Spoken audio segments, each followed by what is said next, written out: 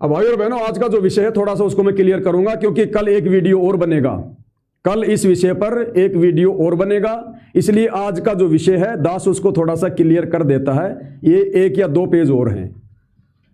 अब देखिए, जो भगत भाई बहन सतगुरु रामपाल जी से उपदेश लेकर भी विषय वासनाओं से दूर नहीं हो रहे, अपनी पत्नी को विषय वासनाओं के रूप में उनको भोग रहे हैं, कामी कीड़े बने हुए हैं, गटर में नाक रगड़ रहे हैं, सतगुरु के भगत होकर नहीं करना चाहिए। सारे प्रमाण आपने देख लिए सतगुरु रामपाल जी की पुस्तकों से, सत्संगों से। उसके बावजूद भी जो इस कुकर्म को नहीं छोड़ रहे हैं, तो गुरुदेव ने क्या बताया कि बच्चों, जब तुम शरीर छोड़कर यहां से जाओगे तो जो तुम्हारी इच्छा, जो तुम्हारी मनोकामना, जो तुम्हारे विचार इस हाड़ मांस के स्थूल शरीर में हैं, वैसे ही तुम्हारे सूक्ष्म शरीर में होंगे। यानी तुम्हारी वो की वो सोच, वो की वो तुम्हारी कमजोरी तुम्हारे सूक्ष्म शरीर में रहेगी, जिसका फायदा काल उठाएगा। तो यदि हम स्त्री भोग रहे हैं और हमारा शरीर छूट गया, अब छूट गया तो कहां जाएंगे? त्रिकुटी पे तो जाना पड़ेगा। वहां जाएंगे तो हमारी परीक्षा होगी, काल इतनी आसानी से जाने नहीं देगा। तो क्या होगा? स्त्री भोगते भोगते शरीर छूट गया, मोह ममता में पड़े पड़े शरीर छूट गया, तो हमारी आस्था उन्हीं चीजों में रही ना। अरे मान लो कोई भगत है और उसने ये सोच लिया कि मैंने अगले महीने मैंने रमेणी करनी है। उसने अपने मन में उसने वो इच्छा पैदा कर ली कि मैंने अब अगले महीने रमेणी करनी है, और जिसकी रमेणी का टाइम होगा कि मैंने अगले महीने रमेणी करनी है, तो इच्छा तो ऑटोमेटिक रहेगी कि हाँ अगले महीने मेरी रमेणी है। तो उसके मन में वो इच्छा हो गई जो भक्ति के विरुद्ध है। अब 1 महीना पूरा होने से पहले मान लो उस भगत की मृत्यु हो गई किसी भी कारण से, तो उस भगत की क्या इच्छा थी? रमेणी करने की। तो जा आशा ता बाशा होई, मन कर्म वचन सुमरियो सोई। अगर आपकी ये इच्छा रह गई कि मैं एक मकान बनाऊंगा, और मकान बनाने से पहले आपकी मृत्यु हो गई, आपकी इच्छा रह गई उस मकान में, ये सूक्ष्म खेल है, इस काल का ध्यान रख लेना। इसलिए परमात्मा कहते हैं, चिंत्या तो हरि नाम की और न चिंत्या दास, और जो कोई चिंत्या नाम बिना सोए काल की फांस। तो जो भगत अगले महीने रमेणी करने वाला था और 20 दिन बाद में उसका शरीर छूट गया, तो इच्छा क्या थी? रमेणी की। वो पार नहीं होगा, चाहे सार शब्द ले रखा हो। अब वापस आएगा वो रमेणी करने। अब रमेणी वो कुत्ते के शरीर में करेगा, गधे के शरीर में करेगा, या इंसान के शरीर में करेगा, वो फिर जाने परमात्मा। इसी प्रकार शादी करके यदि किसी के मन में संतान उत्पत्ति की इच्छा है, और यदि वो मर गया संतान होने से पहले, अगले जन्म में यही आएगा, जहां आशा ता भाषा होई, मन कर्म वचन सुमरियो सोई। फिर वो संतान उत्पत्ति वो गधा बनकर करेगा, कुत्ता बनकर करेगा, वो फिर परमात्मा जाने। तो इसी प्रकार जब हम शरीर छोड़कर जाएंगे तो सूक्ष्म शरीर में ज्यों के त्यों हमारे विचार होंगे। और यहां यदि हमने स्त्री भोगते भोगते काम वासना में पड़े पड़े यदि हमने शरीर छोड़ दिया, तो सूक्ष्म शरीर में ज्यों का त्यों विचार रहेंगे। और गुरुदेव ने क्लियर कर दिया, बच्चों, जब तुम यहां से शरीर छोड़ के जाओगे तो तुम्हें पता नहीं चलेगा तुम्हारी मौत हो गई। तुम्हें ऐसा लगेगा जैसे हम सत्संग में जा रहे हैं, ये है वो है। तो कहां जाएंगे फिर हम? छठा कमल संगम कमल है, जहां सरस्वती रूप में दुर्गा रहती है, जहां विषय विकारी भगत व भगतमतियों की कठिन परीक्षा होती है। यह कबीर सागर का सरलार्थ है, पेज नंबर 363 है। आपको जूम करके दिखा देता हूं, परमात्मा ने कितना गहरा उदाहरण दिया है समझदार भक्तों के लिए। त्रिकुटी तथा ये त्रिवेणी का चित्र। और यहां पर ये देखिएगा, 88,000 खेड़े यानी ऋषियों की नगरी, ये नकली अलग लोक, सतलोक, धर्मराय का लोक, परमात्मा ने सब कुछ समझा रखा। ये है ये त्रिवेणी, ठीक है जी। और ये छठा कमल है संगम कमल, जहां पर ये सरस्वती रूप में खुद ये दुर्गा रहती है काल के आदेश से, भक्तों और भगतमतियों को फंसाने के लिए। जैसी उनकी इच्छा होती है, उनकी कामना होती है, उस अनुसार उनको फंसाने के लिए। और क्या कह रहे परमात्मा, ध्यान से सुन लो, अगर जरा भी अगर बुद्धि है तो। यह छठा संगम कमल सरस्वती का निवास है, ये वाला। वास्तव में दुर्गा ही सरस्वती रूप में रहती है। 3 पंखुड़ी हैं। यहां पर धर्मराज ने जीवों को काल जाल में फंसाए रखने के लिए 72 करोड़ उर्वशी यानी सुंदर औरतें रखी हैं। सरस्वती मधुर आवाज में स्वयं भी गाती है तथा सब उर्वशियां भी गाती हैं तथा अर्धनग्न शरीर में विचरण करती रहती हैं। जहां भक्तों की कठिन परीक्षा होती है, बहुत बड़ा बाड़ा है, कई एकांत स्थान है, यहां पर अज्ञानी भगत मार खा जाता है।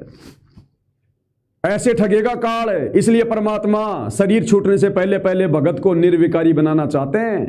हंस बनाना चाहते हैं, कागवर्ती को छुड़वा कर, विषय वासनाओं को छुड़वा कर, लोभ मोह अहंकार सब को छुड़वा कर, ताकि हम वहां पर जाकर ना फंसें। ये तो छठे कमल में ही है, बाकी त्रिकुटी पर तो और होता है। ब्रह्मा विष्णु महेश के लोकों में वहां भी भयंकर तरीके से जब हम इनके उन कमलों से जाएंगे तो वहां पर 72 करोड़ सुंदर औरतें दुर्गा ने तैयार कर रखी हैं।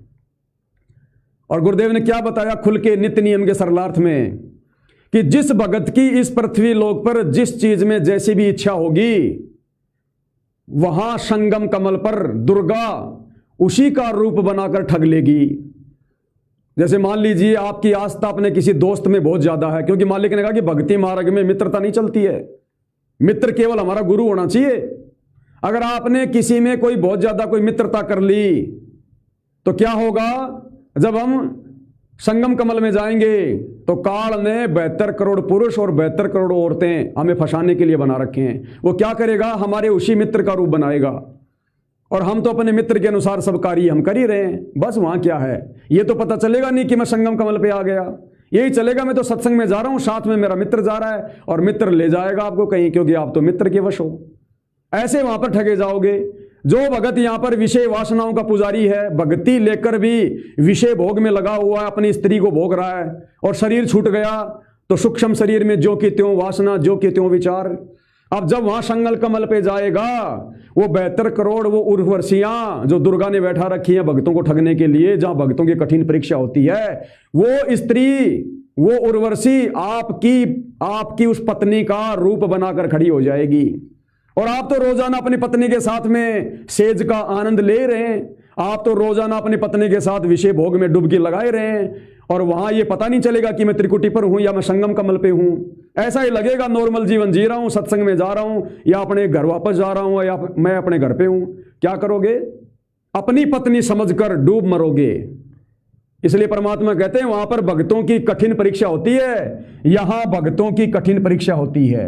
इसी प्रकार जो माता बहनें विषय वासना में हैं और उनकी मृत्यु हो जाती है, इसी प्रकार से वो 72 करोड़ वो पुरुष वहां पर दुर्गा ने बैठा रखे हैं, वो आपकी धर्मपत्नी का रूप बनाकर, या वैसे भी अरे जो अपनी पत्नी के साथ में सेक्स करना नहीं छोड़ रहा, इसका मतलब वो रजोगुण से युक्त है, और रजोगुणी व्यक्ति को तो काल कभी भी ठग लेगा, क्योंकि वो तो काल के अधीन है। तो वो इसी प्रकार से वो सुंदर सुंदर युवक, सुंदर सुंदर औरतें जो वहां पर 72 करोड़ हैं, ठग लेंगे आपको। अर्धनग्न शरीर में घूम के फिर के आप लट्टू हो जाओगे, चले जाओगे उनके पीछे। जब वहां सतगुरु रामपाल जी के मार्ग में उनके भगत होकर सार शब्द लेकर आज भी आप रजोगुण से दूर नहीं हो पा रहे, रजोगुण के जोमल के पक्ष में काल के वकील बनकर और साथ संगति का विरोध कर रहे हो वीडियो बनाकर, संगम कमल पे क्या औकात तुम्हारी जो तुम बच पाओगे वहां पर। वहां तो वही बचेगा जो यहां बचेगा इस पृथ्वी पर, क्योंकि यहां हमारी रिहर्सल हो रही है। और जो यहीं पर विषय वासनाओं को त्याग देगा, गुरु में ध्यान लगा लेगा, वो कहीं नहीं फंसेगा फिर। इसलिए परमात्मा ने मोटे मोटे ग्रंथ लिखे हैं ये हम भक्तों की आंखें खोलने के लिए। तो क्या कह रहे हैं परमात्मा, ये छठा संगम कमल सरस्वती का निवास है। वास्तव में दुर्गा ही सरस्वती रूप में रहती है, 3 पंखुड़ी हैं। यहां पर धर्मराज ने जीवों को काल जाल में फंसाए रखने के लिए 72 करोड़ उर्वशी यानी सुंदर औरतें रखी हैं। सरस्वती मधुर आवाज में स्वयं भी गाती है तथा सब उर्वशियां भी गाती हैं तथा अर्धनग्न शरीर में विचरण करती रहती हैं। यहां भक्तों की कठिन परीक्षा होती है। बहुत बड़ा बाड़ा है, यानी खुला स्थान है, कई एकांत स्थान है। वो एकांत में लेके जाएंगे तुम्हें, औरत का रूप बना के, स्त्री का रूप बनाकर तुम बोलोगे उनके पीछे पीछे, क्योंकि तुम यहीं पर तुम विषय वासनाओं में पड़े हुए हो। यहां पर अज्ञानी भगत मार खा जाता है। अज्ञानी कौन? जो गुरु का नाम लेकर, गुरु को भगवान कहकर गुरु की भक्ति करता करता भी और विषय वासनाओं में पड़ा हुआ है, स्त्री भोग रहा है। इसकी एक पंखुड़ी में 4 अन्य रूप में निवास करता है, जो उन भक्तों को, अब देखो क्या कह रहे हैं, इसकी एक पंखुड़ी में यानी जो संगम कमल है, इसकी एक पंखुड़ी में काल अन्य रूप में निवास करता है, जो उन भक्तों को पकड़ लेता है जो सुंदर स्त्रियों को देखकर भ्रमित होते हैं। अरे आप तो अपनी स्त्री को देख के भ्रमित हो रहे हैं, आप तो अपनी खुद की स्त्री को देखकर ही रोजाना भ्रमित हो रहे हैं, विषय वासनाओं में डुबकी लगा रहे हैं, तो काल पकड़ेगा वहां पर। इसके साथ करोड़ों की संख्या में युवा रहते हैं जो भगतमतियों को अपनी ओर आकर्षित करके काल जाल में रखते हैं।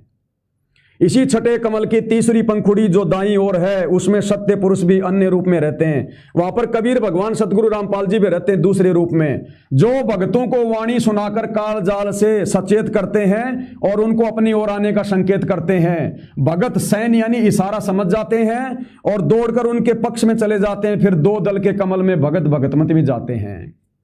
तो वहां पर कौन भगत बचेंगे? जो अपने गुरुदेव के संकेतों को, उनकी वाणियों को यहां पर समझकर विषय वासनाओं से दूर हो चुके हैं।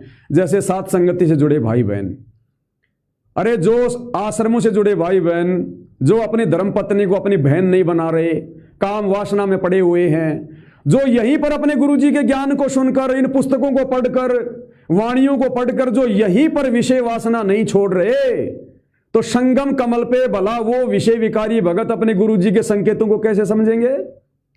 तो जो भगत भाई बहन यहां पर अपने गुरुजी के सत्संगों को समझकर, पुस्तकों को समझकर, उनके इशारों को समझकर, क्योंकि गुरुदेव ने इशारा कर दिया ना कि जो अपनी स्वेच्छा से मिलन करते हैं वो व्यभिचारी हैं, दुराचारी हैं, और आग पराई अपनी हाथ दिए जल जाए, नारी पराई अपनी भोगे सब कुछ जाए। तो गुरुदेव ने संकेत कर दिया कि अपनी पत्नी के साथ भी अगर मोक्ष प्राप्त करना है तो भाई बहन का रिश्ता बनाना पड़ेगा। तो जो मंदबुद्धि प्राणी भगत होकर यही धरती पर स्थूल शरीर में अपने गुरुजी की वाणियों को, संकेतों को नहीं समझ रहे और विषय वासनाओं के कीड़े बने हुए हैं, वो संगम कमल पे क्या समझेंगे? तो यहां पर परमेश्वर उन आत्माओं के लिए कह रहे हैं कि भगत सैन यानी इशारा समझ जाते हैं और दौड़कर उनके पक्ष में चले जाते हैं। तो यहां पर जैसे सात संगति वाले भगत भाई बहन वीडियो देख देख कर, पुस्तकें पढ़ पढ़ कर, गुरुजी का ज्ञान सुनकर और गुरुजी के संकेतों को समझ गए कि गुरुजी क्या चाहते हैं, गुरुजी रमणी के पक्ष में है, बच्चों के पक्ष में है या मोक्ष के पक्ष में है। तो जो भगत भाई बहन यहां पर समझ गए और निर्विकारी हंस बन गए, वही भगत भाई बहन वहां पर गुरुजी के संकेतों को समझेंगे, वही बच पाएंगे। बाकी ये जो अपनी धर्मपत्नी को दिन रात विषय वासनाओं की जो चक्की बना रखा है, भगत होकर अपनी पत्नी के साथ में शारीरिक संबंध बना रहे हैं, जो यहीं पर इस कुक्रम को नहीं छोड़ रहे, वो कहां सतगुरु के संकेतों को समझेंगे? जो यहां संकेत नहीं समझ रहे वहां क्या खाक समझेंगे? तो वो भगत वहां पर फंसेंगे, उनको काल के द्वारा पकड़ लिया जाएगा। भाई और बहनों, ये प्रमाण आप जियों को दिखाए जा रहे हैं, बिल्कुल क्लियर, साफ साफ है। इसमें पवनदास का कोई रोल नहीं है किसी भी प्रकार का। मैं आपको वही कुछ बता रहा हूं जो यहां पर लिखा हुआ है, आपकी आंखों के सामने है।